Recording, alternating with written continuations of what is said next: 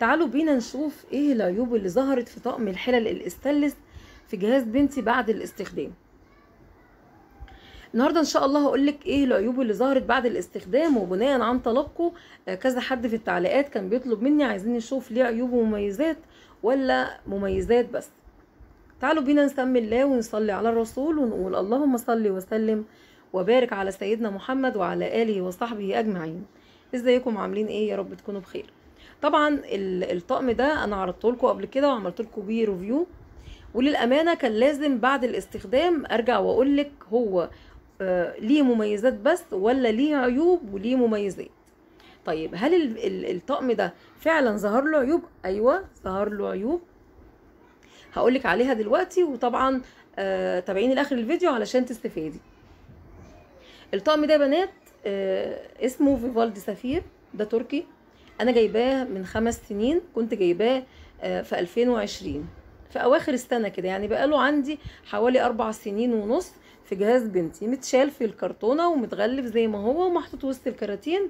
وطبعا الناس اللي متابعاني عارفين ان بنوتي لسه متجوزه من حوالي يعني 5 اشهر، او يعني بما يقرب ل5 اشهر يعني انا بقولك كده علشان الناس اللي بتقول بناتنا لسه صغيرين نجيب الجهاز ولا يبوظ. لا، مفيش حاجه بتبوظ، ولا اجهزه كهربائيه ولا ادوات للمطبخ ولا حلل ولا رفايع ولا اي حاجه بتبوظ خالص. هاتي بس ما تجيبيش المفروشات، خليها في الاواخر. طيب ايه العيوب وايه المميزات؟ بصوا بقى، الطقم بسم الله ما شاء الله عليه تقيل وعلى المغناطيس. يعني ايه على المغناطيس؟ عشان في ناس كتير بتسالني على المغناطيس. يعني الاستانلس ما بيلزقش في المغناطيس، يعني ما فيهوش نسبه حديد. يعني لو انت معاكي مغناطيس وحطيتيه في القاع من تحت كده مش هيلزق، او في الجوانب او على اليد او الغطا ما بيلزقش خالص. واحسن طقم اللي ما بيلزقش. طبعا الكلام ده مش من عندي، الكلام ده من المعارض الكبيره اللي انا كنت بتعامل معاها وبشتري منها. كانوا بيقولوا لي بلاش ده بيلزق فيه المغناطيس وخليكي في ده علشان الناس اللي بتسالني بتقول لي يعني ايه على المغناطيس؟ يعني ما بيلزقش فيه المغناطيس. طبعا الحلل الطقم يا بنات فيه 5 حلل، 5 حلل و5 غطيان، يعني التكوين بتاعه 10 قطع. الخامه بتاعته حلوه جدا بعد الاستخدام، ولا بيسود ولا بيتحرق ولا بيحصل له اي حاجه، بسم الله ما شاء الله. بس هو فيه عيب انا اكتشفته قبل الاستخدام، يعني مش بعد الاستخدام، اكتشفته قبل الاستخدام.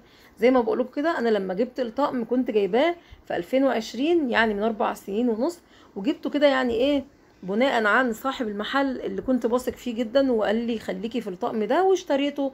وفعلا انا عندي الطقم بتاع الاستانلس حلو جدا، فقال لي دوت اقرب قريب ليه وده الجديد بتاعه، فجبته على طول.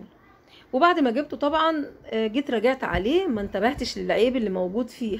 خليكي معايا وهقولك ايه العيب. ما انتبهتش للعيب اللي موجود فيه، وبعد كده غلفت الكرتونه، لزقتها وحطيتها وسط الكراتين، وقعدت حوالي 4 سنين ونص وسط الكراتين ما فتحتهاش. غير بقى، او هنقول 4 سنين، غير بقى الشهور الاخرانيه ابتديت اني اطلع الحاجه علشان اصورها لكم وانزلها لكم على القناه. طيب في الوقت ده انا اكتشفت العيب اللي موجود فيه. العيب هو ان اليد بتاع الحله مقربه جدا جدا للحرف بتاع الحله. اليد مقربه للحرف. انتوا شايفين حرف الحله بسم الله ما شاء الله، يعني عريضه اهو وسهل التنظيف، يعني ما فيهوش تنيات كتير ولا حاجه، سهل التنظيف. بس شايفين اليد مقربه جدا للحله من فوق. فطبعا علشان نيجي نغسلها بالسلكه، هتبقي انت السلكه مزنوقه منك قوي كده، او هتبقي بتغسلي وانت متضايقه، مفيش براح بين حرف الحله وبين اليد بتاعه الحله. انتوا فاهمين قصدي؟ يعني لو انت منضفتهاش اول باول ممكن تشيل منك ايه زي سمار كده. فاللي جايب الطقم ده يا بنات يحاول ان هو يعني اول باول كده يحاول ان هو يخش في الحته الضيقه دي ويغسله. بس ده هو يعني هو ده العيب اللي موجود في الطقم. الطقم ما فيهوش عيوب تانية خالص. الطقم بسم الله ما شاء الله الغطا بتاعه تقيل والحله تقيله جدا، ما بيلزقش فيه المغناطيس، جوانب الحله ممتازه، بس انا عايزه اقول لك برضو، لو هتجيبي طقم حلل بلاش المومبي. لكن هو مضايقني في حاجه؟ لا مش مضايقني في حاجه، بس علشان انا كنت جايبه المومبي عندي، وكنت جايبه وجبت لبنتي المومبي زي ما انتم شايفين كده. ف يعني لو انت هتجيبي حاولي تجيبي بقى يعني ايه الحله العدله يعني. انا طبعا في اطقم الحلل في جهاز بنتي ما كانش فيه حاجه مومبي غير ده. فانت لو في عندك طقم مومبي ما تكرريش، هاتي الاستانلس بقى يكون عدل، لان الاستانلس في منه العدل وفي منه المومبي زي ده. طب انا اشتكيت منه؟ لا ما اشتكيتش من المومبي بتاعه خالص. فبس يعني انا بقول لك نصيحه وخلاص، علشان انا زهقت من المومبي. فبقول لك انت ممكن تجيبي العادي يعني بلاش المومبي. لكن انا كنت جايباه بصراحه لانه بيشيل ميه كتير في السليق. يعني لو انت بتسلقي حاجه بتسلقي كده في اقل حله عندك بتلاقيها واخده كده في بطنها الحاجه، وواخده الكميه يعني حلوه بصراحه يعني. بس ادي المغناطيس زي ما انتم شايفين.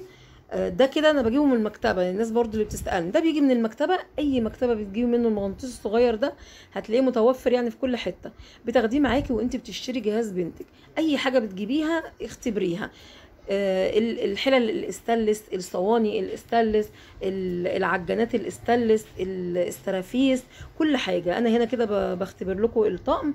شايفين ما بيلزقش فيه خالص، لا من جوه ولا من بره، ولا من الحله من جوه ولا من بره برضو، ولا من القاع. بس لو انت عندك طقم بيلزق فيه المغناطيس من قعر الحله، ما تقلقيش، ما تقلقيش خالص، ما فيش اي مشكله.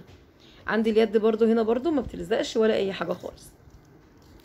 انا مشكلتي بس في موضوع اليد، بس كان قبل الاستخدام.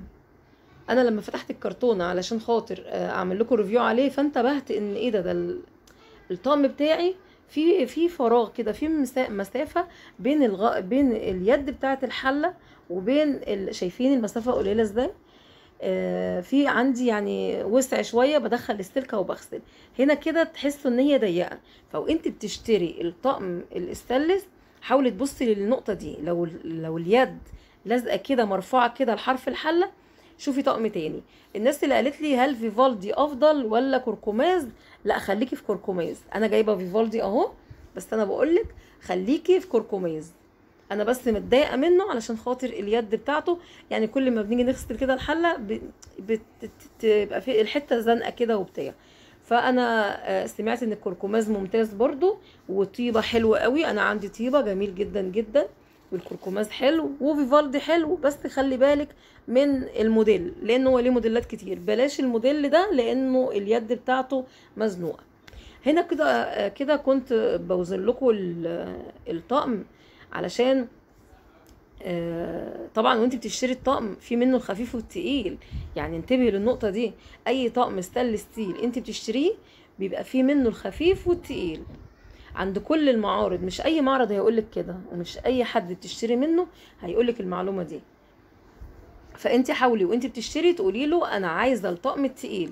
يعني مثلا فيفالدي ده كان في منه التقيل وكان في منه الخفيف، هتلاقي طيبه في منه التقيل وفي منه الخفيف، يعني على حسب الفئه السعريه وحسب الامكانيات. يعني في حد بيروح يشتري ما بيكونش عنده امكانيات قوي، فالشركه عامله للناس اللي هي يعني بتكون امكانياتها محدوده شويه، وللناس اللي ممكن تشتري الطقم يعني عادي ما فيش مشكله عندها. فوانت بتشتري انت ممكن يبقى عندك الامكانيه تشتري الطقم اللي هو التقيل، والبياع او صاحب المعرض يجيب لك الطقم الخفيف. فوانت بتشتري قولي له انا عايزه الطقم التقيل، انا عايزه طقم كركماز، عايزاه التقيل، افضل حاجه عندك وافضل موديل موجود عندك. لان اطقم الحلل اليابانات ليها موديلات كتير، يعني هتلاقوا مثلا التركي ليه موديلات كتير، طيبه ليه موديلات، يعني فاهمين. فحاولي انت تقولي له وريني افضل موديلين عندك، افضل 3 موديلات عندك، هيطلعهم لك، وشوفي ايه الاتقل وايه الافضل. انا هنا كده كنت جايبه اتقل حاجه في الاستانلس ساعتها، في الفيفالدي ده يعني. قال لي في الخفيف والتقيل، قلت له لا انا عايزه التقيل. اطقم الحلل اللي بيكون معاها التكوينات الكبيره انا بنصحك بيها.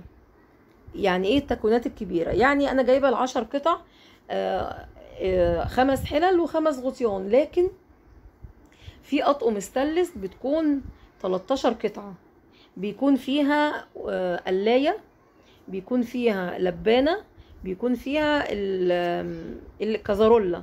فبصراحه بتبقى حلوه قوي قوي.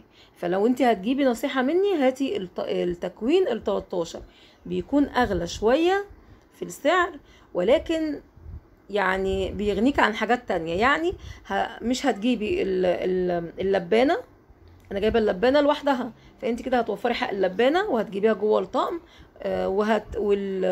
والكازارولا برضو هتجيبيها جوه الطقم بدل ما تشتريها لوحدها، والطاسه او الوك. فنصيحه مني، انا لو رجع بيا الزمن كنت هجيب التكوين ال13. ساعتها كان غالي شويه، فقلت لا خليني في التكوين ال10 قطع بس. طب ما انا برضو لما يعني بتقربي بقى كده وبتشوفي الحاجات اللي ناقصاكي، بتكملي وبتجيبي من بره، وكل حاجه هتلاقيها ب 700 و500 ومش عارفه ايه، فكل حاجه بتصرف. فنصيحه مني، هاتي التكوين ال13، وخلي بالك من يد الحله، ما تجيبيش اليد تكون لازقه كده في حرف الحله، ما تكونش مرفوعه قوي، تبقى مدياكي براحك. يا رب الفيديو النهارده يعجبكم. الناس اللي هتسالني على السعر، طبعا انا قلت لكم انا جايباه من 4 سنين ونص، يعني اكيد السعر اختلف. ده كده الوزن بتاع الطقم كله زي ما انتم شايفين كده، تقريبا كده 14 كيلو. ويعني داخل كده على ونص. بس كده. يا رب الفيديو يعجبكم. لو انت اول مره تشوفي قناتي، اتمنى تشتركي في القناه وتفعلي الجرس علشان يوصلك مني كل جديد، وما تنسوش لايك وشير للفيديو. وكل الناس اللي تشوف الفيديو اتمنى منكم تعليق، لان المشاهده الصامته، وانك تشوفي مثلا الفيديو وتحطي اللايك وما تكتبيش تعليق، فده بيوقع الفيديو. فحاولي تحطي لي تعليق حلو منك، يشرفني كده اني ارد على التعليق بتاعك. وفي نفس الوقت ما تنسوش اللايك والشير علشان الكل يستفاد. واستنوا فيديو جديد، والسلام عليكم ورحمة الله وبركاته.